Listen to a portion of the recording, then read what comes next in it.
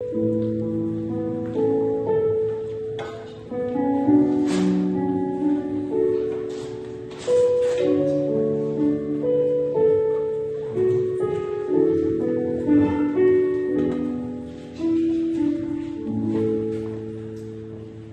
우리에게 주시는 하나님의 말씀은 마가복음 9장 2절에서 8절까지 말씀입니다.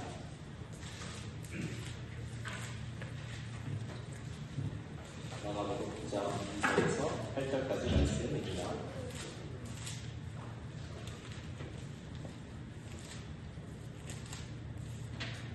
우리 한 절씩 교독하시고 마지막은 8절까지입니다. 네, 합독하시겠습니다. 엿새 후에 예수께서 베드로와 야고보와 요한을 데리시고 따로 높은 산에 올라가셨더니 그들 앞에서 변형되사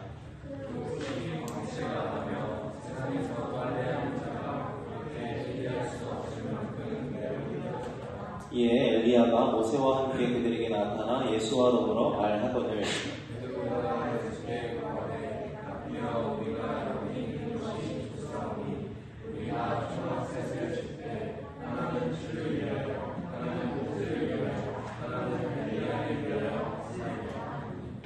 이는 그들이 몹시 무서워하므로 그가 무슨 말을 할지 알지 못함이더라.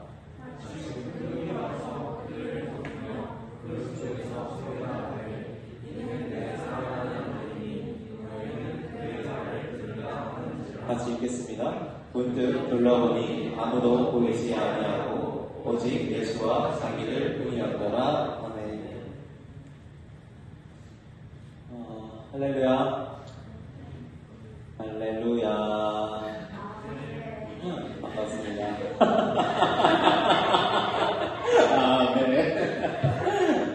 오늘 예배에 나오시고 사랑하는 형제자매님을 축복합니다.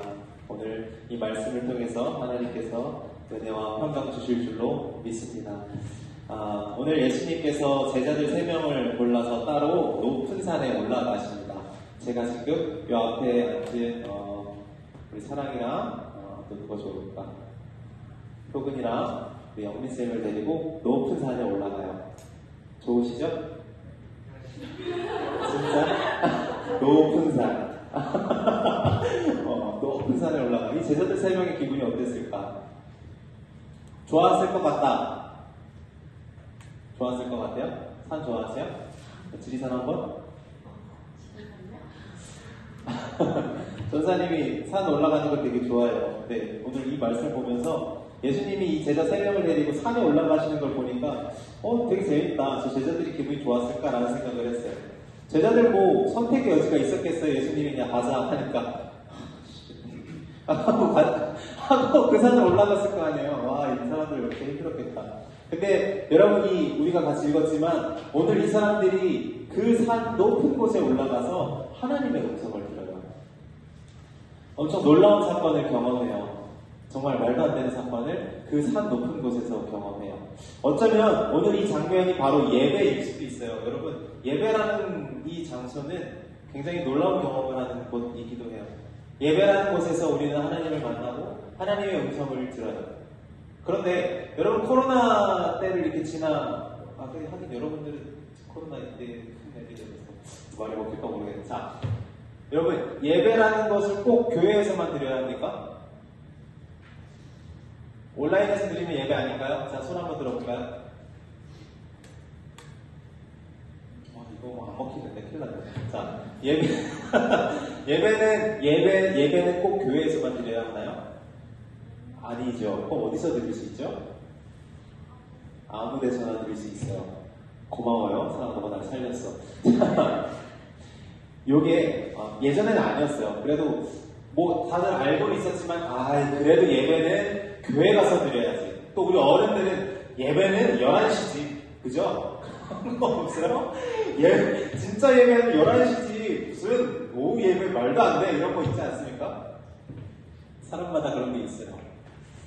그런데 이 코로나를 기준으로 사람들이 온라인에서도 예배를 드릴 수 있게 되고, 이제 많은 설교자들이 여러분 바쁘니까 여러분들 일터에서도 예배를 드리면 하나님께서 그 예배를 받으실 겁니다. 꼭 높은 산에 올라가지 않아도 여러분 집에서 하나님을 향해 예배할 수 있다는 마음만 있다면 하나님이 그 예배를 받으실 겁니다 라고 그냥 가르쳐요. 맞아요. 맞습니다. 근데 재밌는 게 하나 있어요.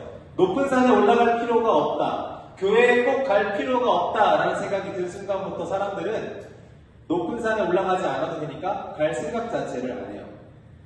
자, 이걸 교회로 바꿔볼까요? 꼭 교회 가지 않아도 괜찮아 하면 사람들이 어떤 생각을 할까요? 교회 갈 생각 자체를 안 한다는 거예요.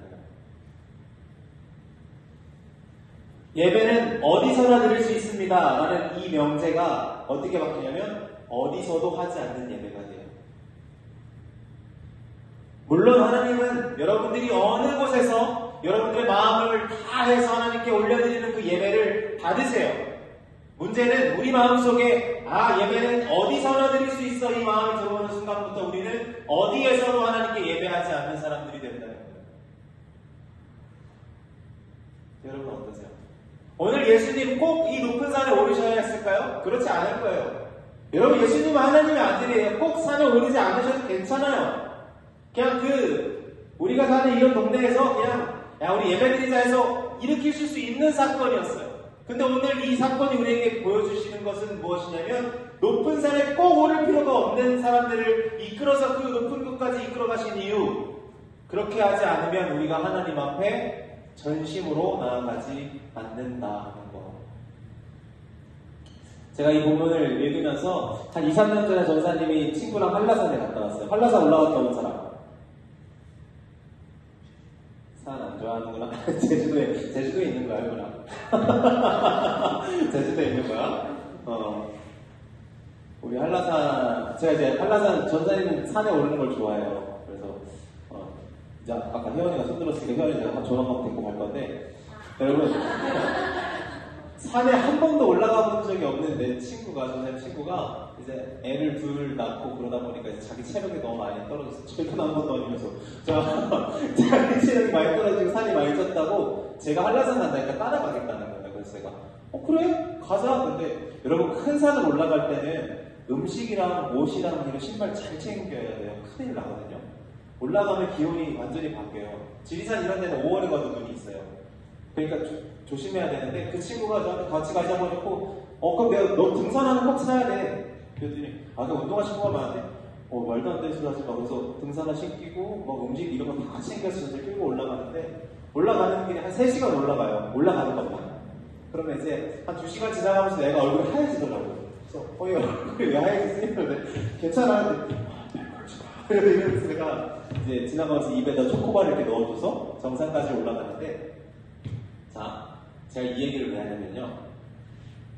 우리가 사는 세상은 꼭 산에 올라가지 않아도 그 산이 어떤 모양새인지 볼 수 있는 세상에 살아요. 그죠? 여러분 지금 여기 앉아서 한라산 꼭대기가 어떻게 생겼는지 확인할 수 있어요. 그렇죠? 지금 여러분 실시간으로 지금 한라산 정상 온도가 몇 도인지, 바람이 부는지 안 부는지, 눈이 오는지 비가 오는지 여러분은 알 수 있어요. 우리는 그 산에 대한 정보를 다 깨달을 수 있는 세상에 살아요. 그런데 재밌는 건 사람들이 산에 대한 정보를 깨달을 수 있으니까 더 이상 산에 오를 생각을 하지 않는다는 거예요. 산에 올라서 뭐예요? 그죠? 여러분 그런데 산에 오른 사람과 산에 대한 정보를 아는 사람은 전혀 다른 경험을 가지고 있어요. 제가 이 말씀을 드리는 건 어쩌면 오늘 이 시대를 살아가는 그리스도인들도 하나님에 대한 지식은 아는데 정작 하나님은 만나본 적도 없는, 전사님이 이번 주에 이제 교회를 다니지 않는 친구들을 몇 명 만났는데 막 이제 교회에 대해서 막 욕을 하는 거죠. 오케이 맞아 나빴어 진짜 나빴더라. 왜 그래 전도사가 왜 그러니? 볼 수 있지. 그래서 다 듣고 있었어요. 그런데 정말 중요한 거는 그 친구들이 말하는 설명들이 맞아요. 잘못한 부분들이 있어요. 그런데 핵심은 교회가 정말 뭘 하는 곳인지를 놓치고 있다는 거예요. 왜냐하면 교회에 대한 정보만 가지고 얘기를 하고 교회에 대해서 전혀 경험해보지 못한 상태에서 비판을 하기 때문에 정작 교회에서 뭘 말하는지 모른다는 거죠. 제가 이 말씀을 드리는 건 교회에 다니면서도 자기가 교회에 익숙하다는 것을 하나님을 믿는 것과 헷갈려하는 사람들이 있다는 거예요. 내가 하나님에 대해서 몇 가지 알아. 맞아, 주의를 지켜야 된대. 내가 월급, 엄마한테 용돈 받으면 10분의 1은 내야 된다더라. 감사하면 왠지 느낌이 찔리면 감사 헌금도 해야 된대. 그리고 진짜 배고픈데 금식도 해야 된다고 하더라. 이런 여러 가지 정보들 때문에 그런 것들을, 그 정보들을 믿고 그 정보들을 지키는 게 하나님을 믿는 거라고 생각하는 거예요. 이게 뭐가 같냐면 산에 대한 정보만 가지고 계속 습득하면서 정작 산에는 한 발자국도 올라가지 않는 거예요. 오늘 예수님께서 제자들을 해주고 산을 올라가는데 그 산에는 안 올라가고 그 정보만 계속 듣는 거예요. 선생님 어제 여기 대청소를 하고 어제 대청소에 온 여러분에게 복이 있을지어다. 자, TV를 켰는데 KBS에서 그 수달에 대한 내용이 나왔어요. 수달. 어떤 외국인이 이제 수달을 수달이 막 머리 위에 있고 어깨 위에 있고 막 애들이 막 왔다 갔다 해요. 그래서 저는 수달이 너무 좋아요. 저는 이 수달들이랑 몇 시간이든 함께 보낼 수 있어요. 하루 종일 저는 이 수달들과 함께 앉아 있을 수 있어요. 막 이런 말 하더라고요. 그리고 맨 마지막에 저는 수달을 더 많이 알고 싶어요. 저 수달이랑 너무 친해지고 싶어요. 이런 얘기를 했어요. 그래서 그런가 보다. 대단한 사람이고 딱 고개를 돌렸다가 TV를 다시 봤는데 그 다음 장면이 굉장히 충격적이에요. 막 수달의 그 안구부터 시작해서 수달의 이 신체를 해부한 이런 그림들이 있기도 하면서 설명을 하더라고요. 너무 충격적이지 않아? 저에게 무서웠어요. 이 사람이 수달을 알고 싶어서 수달을 어떻게 한 거예요? 해부한 거죠. 왜 수달을 그래도 잘 알잖아. 각막이 어떻고 망막이 어떻고 얘네가 물속에서 기포를 입으로 빨아들이네. 이거를 다 해부를 한 거예요. 난 수달이 너무 알고 싶어 해서 이렇게 그 다음 장면이 그거였던 거예요. 그러니까 저는 너무 무서운 거예요. 와, 저 사람이 날 알고 싶으면 어떡하지? 너무 무섭잖아. 와, 너무 무서운 거야.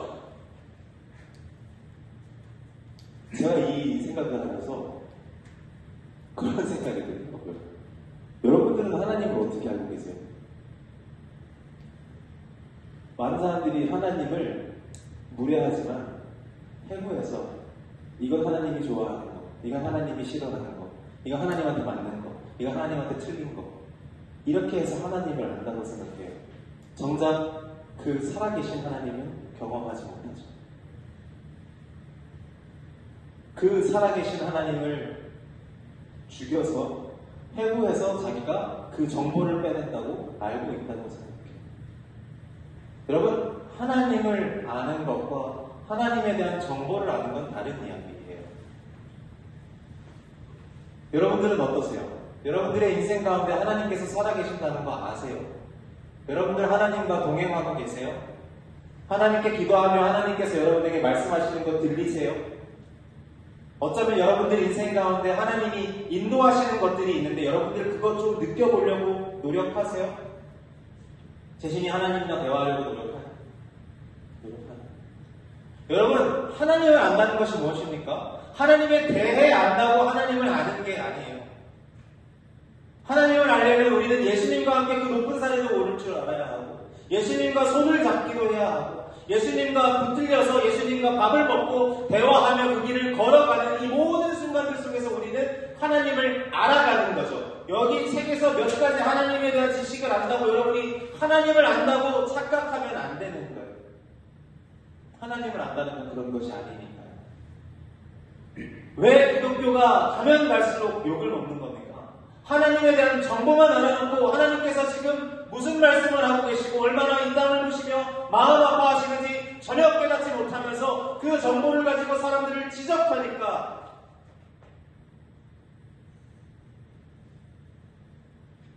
안타까운 일을 자꾸 마주하고 있는 것 같아요. 바라기는 전도사님과 여러분이 주님에 대한 정보가 아니라 우리 인생 가운데 우리와 함께 계시는 주님을 알아가는 인생이 되었으면 좋겠어요. 여기서 아무도 완벽하게 주님을 알 수 있는 사람이 없어요. 이 세상 천지 어디에도 하나님을 완전하게 알 수 있는 사람은 없어요. 우리는 다 주님 안에서 주님을 알아가며 주님과 교제하며 살아가는 인생인 거예요. 우리가 주님을 완벽하게 알겠다고 주님을 해부하는 순간부터 우리는 정말 진짜 주님을 알아가지 못하는 삶을 살아가게 될지 모릅니다. 오늘 새로운 친구가 나와서 오늘 이게 긴데 미안해요. 미리 사과할게요. 재밌게 해볼게요. 죄송해요. 오늘 이 제자들을 들은 예수님이 산에 올라갔어요. 산에 올라가시는데 아까 말씀드렸잖아. 얘들아 나와 같이 산에 오르자꾸나. 꼭 그 세 명만 콕 집어서 베드로, 야고보, 요한 따라와. 높은 산 가자.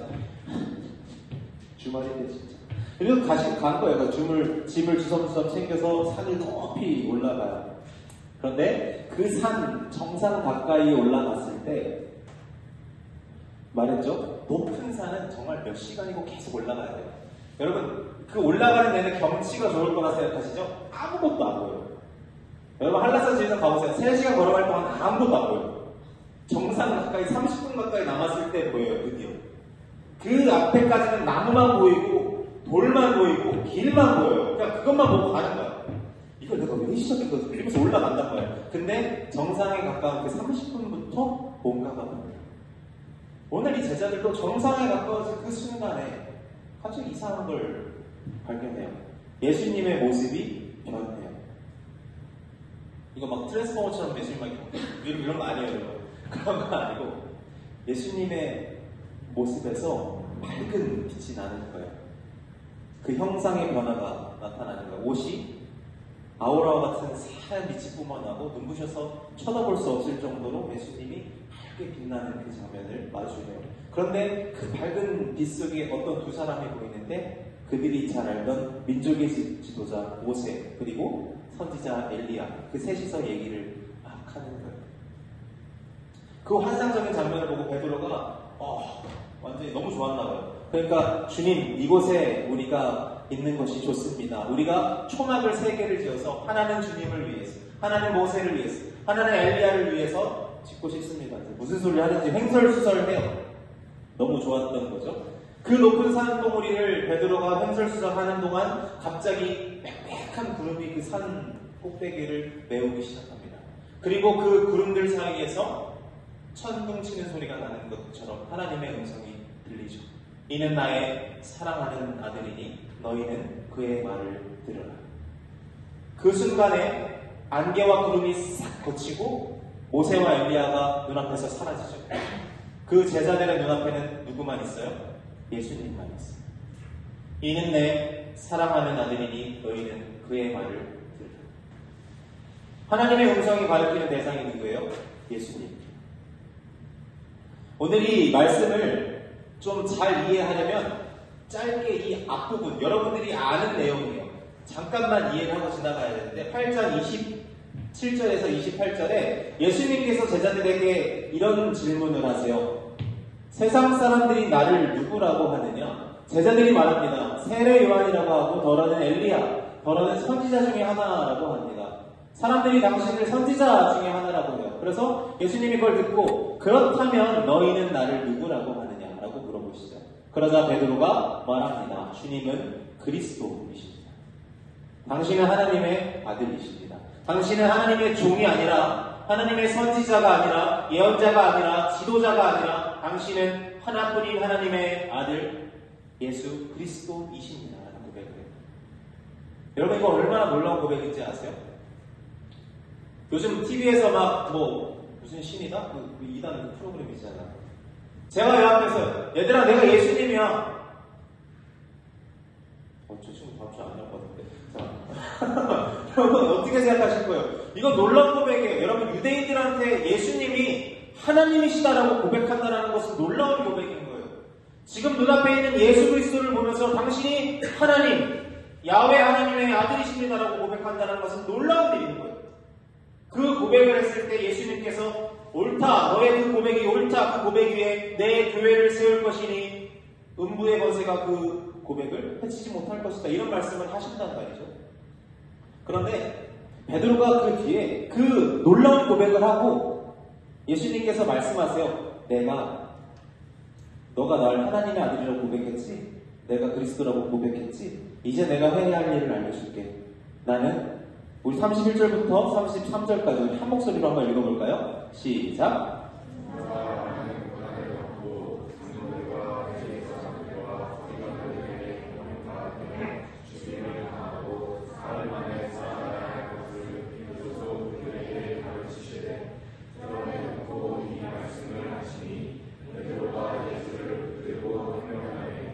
예수께서 돌이키사 제자들을 보시며 베드로를 꾸짖어 이르시되 사탄아 내 뒤로 물러가라. 내가 하나님의 일을 생각하지 않고 도리어 사람의 일을 생각하지. 베드로가 그 놀라운 고백을 했어요. 예수님, 당신은 하나님의 아들이세요.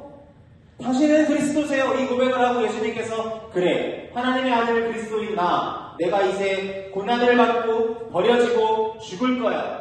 죽고 부활할 거야. 이게 내 앞에 놓여진 길이야. 말씀하시니까 베드로가 항변해요. 안 됩니다, 주님. 그건 없을 일이에요. 어떻게 하나님의 아들이 죽을 수 있습니까? 어떻게 그리스도가 고난받고 버려질 수 있겠습니까? 하니까 예수님이 뭐라고 하세요? 사탄아 물러가라 그러세요. 여러분, 베드로가 혼난 이유가 뭐예요? 예수님께서 하나님의 아들 그리스도라는 것을 고백해놓고 그 하나님의 아들이 가셔야 할 길은 인정하지 않기 때문에 혼나는 거예요. 예수가 하나님의 아들이신 건 알겠어. 당신이 그리스도이신 건 알겠어. 하지만 당신이 가는 길은 왜 꼭 그 길로 가야 해요? 전 마음에 안 드는데요. 왜 꼭 버려지셔야 돼요? 왜 꼭 그 고난의 길? 왜 그 죽음의 길을 가셔야 돼요, 주님? 전 싫은데요. 다른 길 가시면 안 됩니까? 예수님 말씀하시죠. 사탄을 물러가라. 그리고 그 사건이 있는 그 다음 장면이 오늘 우리가 읽은 이 변화산의 장면이에요. 이 높은 산 변화산에서 하나님은 베드로가 고백했던 주님은 그리스도 하나님의 아들이십니다라고 고백했잖아요. 그 하나님의 응답이 뭐예요? 그래, 그가 내 사랑하는 아들이다. 너는 그의 말을 들으라고 말씀하시는 거예요. 그 중간에 뭐가 있어요? 예수님께서 내가 고난을 받고 버려지고 죽을 것이다. 그 사이에 그 사건이 있고요. 자, 여기까지 다 왔어요. 정리하면 예수님께서 내가 고난받고 버려지고 죽어야 한다라는 것을 말씀하시는 그 장면 이후에 하나님은 고난받는 저 사나이가 하나님의 아들이라고 말씀해 주시는 거예요. 자, 이게 무슨 얘기냐면 고난받고 버려지고 죽음 당하는 저 사나이가 너희의 구원자라고 말씀하시는 거예요. 지금 사람들이 외면하고 싫어하는 저 사나이 예수가 너희가 따라야 하는 구원자라고 말씀하시는 거예요. 너희가 음성을 듣고 너희가 그를 쫓아가야 할 그 사람이 바로 고난받는 저 사람입니다. 그런데 우리는 어떻게 행동할까요? 우리도 똑같이 베드로처럼 할 때가 많죠. 여러분, 살면서 어떤 사람이 여러분들의 인생의 구세주라고 생각하세요? 예수님이라고 생각하세요? 우리 정직하게 한번 볼까요? 내 인생에 예수님께서 사실 여러분들 마음을 정직하게 돌아보면 예수님이 좁은 길을 보여주세요. 예수님이 걸어가신 길, 사람들을 사랑하고 아픈 자들을 돌보고 소외된 자들을 일으켜 세우는 그 일들에 예수님이 계시죠. 여러분들은 은연중에 여러분들 안에 계신 성령께서 그 길을 걸어가라고 하세요. 그런데 우리는 베드로와 같아요. 싫은데요, 주님. 많은 사람들이 이 교회의 메시지를 전혀 잘못 생각하고 있는데 하나님께서 말씀하시는 너희는 그의 말을 들어라. Listen to him. 그 힘은 고난받는 사람이에요. 그는 소외된 사람이고요. 버려진 사람이고 죽임당한 사람이에요. 하나님은 그분을 보고 쫓아가라고 말씀하셨어요. 그분을 믿으라고 말씀하셨고 그분을 따라가라고 말씀하셨어요. 그런데 우리는 아니요. 제가 보기엔 저 사람이 좀 더 우리의 인생을 바꿔줄 것 같은데요. 저 인플루언서가, 저 유튜버가, 저 학원 강사가, 1타 강사가 제 인생을 좀 더 구원해 줄 것 같은데요, 주님? 우리는 이 갈림길에 서 있어요. 아니요, 하나님은 분명하게 말씀하셨어요. 너희는 그의 말을 들어라. 그 고난받는 자가, 그 소외된 자가, 버려지고 죽임당하는 그 자가 내가 사랑하는 아들이야. 너희는 그를 보고 따라가거라. 말씀하시죠.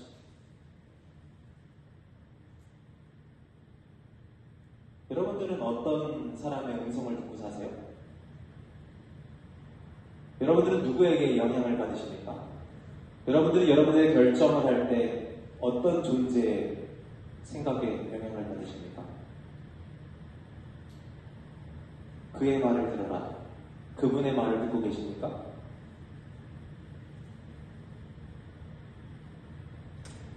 우리는 베드로처럼 말리죠. 그 길로 안 가시면 안 됩니까? 하지만 우리가 말려도 예수님은 그 길을 걸어가십니다. 베드로가 주님 그 길로 안 가시면 안 됩니까? 예수님은 사단아 올라가라 말씀하시고 묵묵히 그 길을 걸어가십니다. 왜냐하면 그게 사랑받는 아들이 걸어가는 길이기 때문입니다. 우리는 자꾸 사랑받는 아들을 다른 분으로 바꾸고 싶어 하죠. 다른 길로 보고 싶어 해요. 그 길이 마음에 안 들어요. 베드로가 이렇게 고백한 건 미련하다고 생각해요. 우리는 괜찮다고 여기면서. 한 엄마가 회사에 가면서 아들에게 이렇게 말해요. 엄마 금방 올 테니까 고모말 잘 듣고 있어. 여러분 이런 말 안 들어보셨죠? 우리 엄마 맞벌이 들었을 많이 들어요. 승민아 이모 말 잘 듣고 있어. 저희 어머니가 이모한테 자신의 권한을 다 넘겨요. 그죠? 그럼 제가 이제는 음성을 들어야 할 대상은 엄마가 아니라 이모, 따라야 할 대상은 엄마가 아니라 이모, 믿어야 할 대상은 엄마가 아니라 이모. 하나님께서 오늘 변화산에서 말씀하세요. 이는 내 사랑하는 아들이니 너희는 그의 말을 들으라. 여러분 예수님께서 하나님이시라는 말은 하나님께서 예수님이시라는 말을 듣는 거예요. 하나님께서 예수님에게 완전히 자신의 모든 일을 맡기셨죠. 우리가 말씀을 들어야 할 대상은 예수님이에요. 우리가 바라봐야 할 대상은 예수님입니다. 우리가 따라가야 할 대상은 예수님이에요. 그런데 우리는 그 길 말고 다른 길을 받길 원하죠. 우리는 그분의 말을 들어야 하는 존재이지 우리가 말할 수 있는 존재가 아니거든요. 우리는 예수님의 인도하심을 따라야 할 존재인데 어쩌면 우리는 우리 가는 길에 예수님 따라와 주세요라고 말하는 건지도 모르겠어요. 우리는 예수님께서 걸어가신 길이 부활의 길이라는 것을 믿는 사람들인데 우리는 우리 마음대로 걸어가 놓고 우리가 부활할 것이라고 믿는 것일지도 모르겠어요. 하나님은 분명히 말씀하셨죠. 이가 내 사랑하는 아들이니 너희는 그의 말을 들으라고요. 여러분들도 아는 이야기일지 모르겠는데 전사님 어렸을 때 들은 이야기 중에 청개구리 이야기가 있어요. 저거 좀 꺼주실래요? 사우나가 되어가고 있습니다. 여러분 청개구리 이야기 아세요? 제신이 아니에요. 몰라? 잘 모르겠어? 들어봐봐. 옛날에 청개구리가 하나 있었어요. 엄마 말에 무조건 반대로 반응하는 개구리예요. 무엇을 시켜도 항상 반대로 행동해요. 케찹 사오라고 하면 마요네즈 사오고, 고추장 사오라고 하면 된장 사와요. 소금 사오라고 하면 설탕 사오고, 집에 일찍 들어오라고 하면 다음날 새벽에 들어와요. 그러니까 이게 청개구리예요. 이게 사실 제가 했던 거거든요. 오늘 일찍 들어와요. 다음날 새벽에 들어왔어요. 죽는 줄 알았어요. 자, 그러시면 안 돼요. 반면 이 청개구리가 항상 이렇게 거꾸로 행동하니까 이 엄마가 이 청개구리의 행동을 알고 엄마가 이제 서서히 죽어가거든요. 병에 걸려서 죽어가는데 청개구리의 그 습성을 아니까 불러서 말해요. 이제 엄마가 병이 깊어서 죽을 것 같은데 나를 강가에 묻어줬으면 좋겠다. 강가. 여러분 강가에 묻으면 돼요? 안 돼요? 왜 안 돼요? 흘러내려요. 맞아요. 강가에 묻으면 안 되죠. 물이 불어나거나 비가 오면 떠내려가죠. 그죠? 그 아들 청개구리가 항상 반대로만 하니까 엄마는 그렇게 말한 거예요. 강가에 묻지 말라고요. 반대로 할 줄 알고 강가에 묻어달라고 한 거란 말이에요. 그런데 이 기특한 아들 청개구리가 엄마를 어떻게 했어요? 강가에 묻어요. 그래서 비가 오면 그 엄마의 무덤이 떠내려갈까봐 개굴개굴. 그게 그 이야기예요. 근데 제가 이 이야기를 다 커서 생각해보니까 되게 끔찍한 이야기예요. 그죠? 저희 부모님의 시신을 떠내려갈 곳에서 묻은 거예요. 떠내려갈지 모른다는 거. 이거 얼마나 소름 돋는 이야기예요. 그죠? 생각해보세요. 우리 부모님 돌아오실 때가 했는데 강가에 내가 한 거지. 그리고 맨날 울어. 얼마나 소름 돋는 이야기예요. 근데 제가 이 이야기를 갑자기 말씀드린 게 뭐냐면 엄마 개구리는 아들 개구리의 거짓된 모습을 알고 있었어요. 그렇죠? 그 관계는 거짓된 관계였어요. 엄마가 말하는 것을 아들 개구리는 항상 반대로 했죠.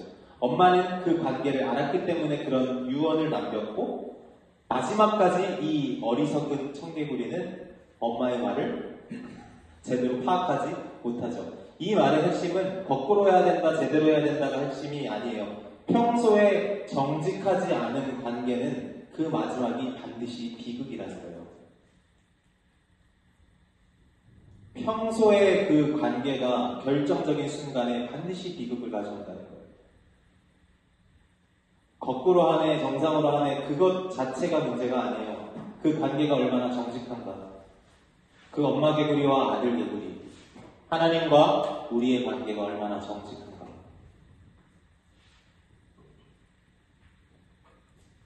예수님께서 말씀하세요. I'm the way, I'm the truth, I'm the life.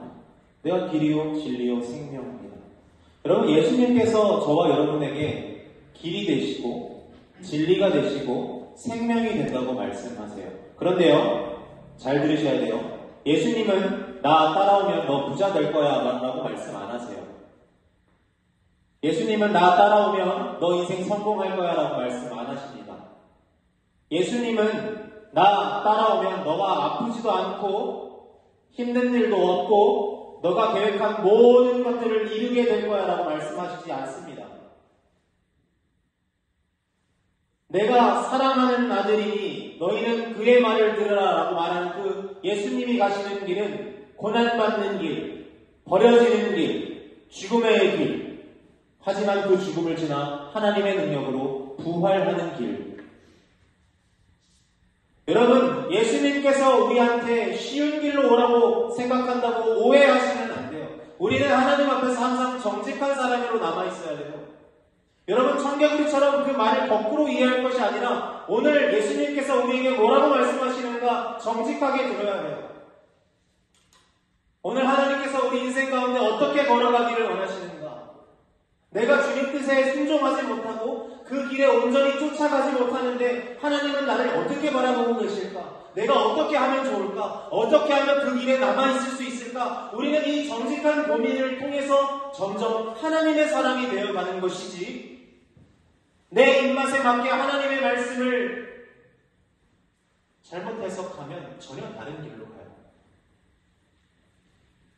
오늘날 왜 자꾸 이 이단 문제, 사이비 문제, 잘못된 복음의 문제가 왜 자꾸 일어나는 것입니까? 자기 욕망대로 하나님을 쓰잖아요. 자기 마음 가는 대로 하나님의 말씀을 갖다 쓰니까 이 문제가 생기는 것 아닙니까? 내가 더 부유해지고 싶어서 하나님의 말씀을 가져다 쓰고 내가 병이 낫고 싶어서 하나님의 말씀을 가져다 쓰고 내 욕망을 채우기 위해 하나님의 그 음성을 가져다 쓰는 순간부터 우리가 그의 음성을 듣는 것이 아니라 그분이 우리의 음성을 듣게 만드는 순간부터 문제가 생기는 거예요. TV에 나와야만 나쁜 것이 아닙니다. 우리가 이 땅을 살아가면서 하나님 앞에 얼마나 정직한 아들로 남아있는지 얼마나 정직한 딸로 남아있는지 하나님께서는 여러분이 100% 완벽한 길을 걸어가라고 하시는 분이 아니에요. 다만 그 예수님이 걸어가신 그 길을 정직하게 보고 그 길 위에 서 있기를 원하시는 분인 거예요. 우리가 그 길에 서 있다면 우리는 주님을 따를 수 있는 존재가 될 것이고 우리가 그 길 위에 있다면 하나님께서 우리를 반드시 살려낼 것을 우리가 믿습니다. 그렇게 우리는 고난받는 십자가의 예수 그리스도를 믿을 수 있는 거예요. 여러분, 고난이 없으면 영광도 없어요. 죽음이 없으면 부활도 없어요.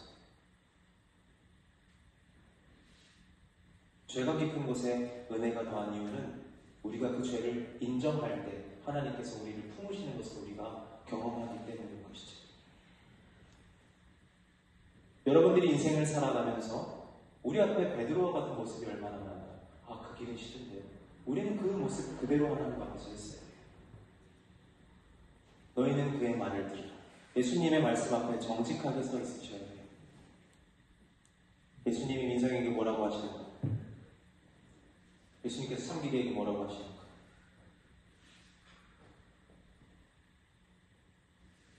예수님께서 말씀하시는 것처럼 내가 곧 길이요, 진리요, 생명이니 나로 말미암지 않고는 아버지께로 올 자가 없느니.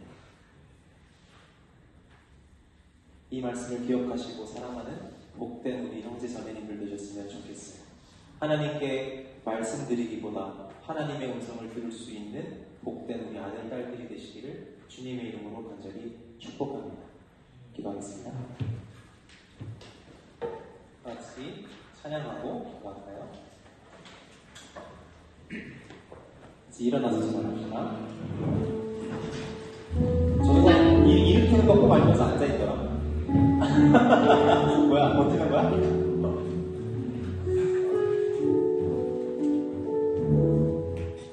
여러분들, 오늘 한 주를 사시면서 이 머릿속에 이 말씀이 계속 있었으면 좋겠어요. 이는 내 사랑하는 아들이니 너희는 그의 말을 들으라. 여러분들 인생 가운데 주님이 말씀하십니다. 그 말씀을 들을 수 있는 자들이 되시길 축복해요. 그 음성에 집중하시고 귀를 기울일 수 있는 우리 귀한 아들, 딸이 되시길 바랍니다. 찬양하겠습니다. 주께 가까이. 주께 가까이 나를 이끄소서. 간절히 주님만을 원합니다.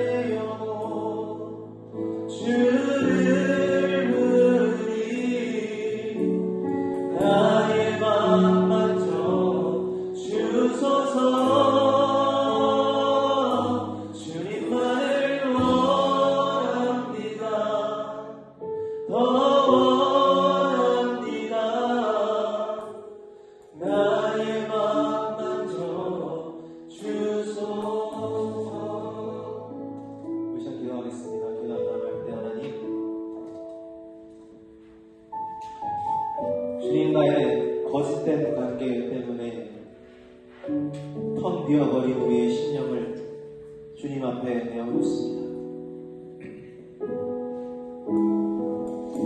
이는 내 사랑하는 아들이니 너희는 그의 말을 들으라. 그런데 우리는 어쩌면 하나님께서 사랑하시는 아들이 아니라 우리가 사랑하는 것들을 쫓으며 여전히 우리가 우리가 하나님의 사람으로 잘 살고 있다고 잘못 생각하고 있었는지도 모르겠습니다.